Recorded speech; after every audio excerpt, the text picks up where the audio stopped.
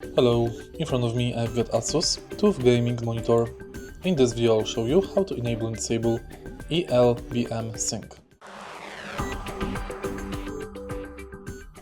ELBM uses backlight strobing to reduce motion blur, making fast-moving objects look sharper and clearer, especially in high-speed games like FPS or racing titles.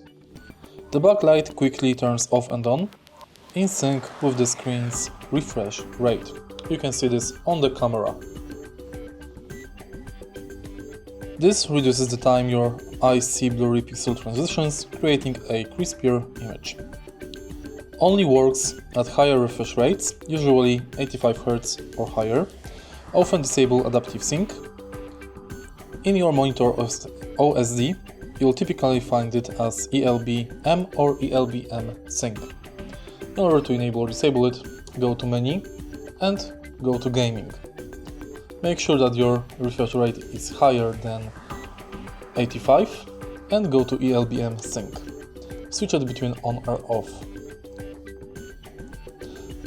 Luckily, it's not visible for your eyes when you're looking directly at your monitor, as you can see it on the camera.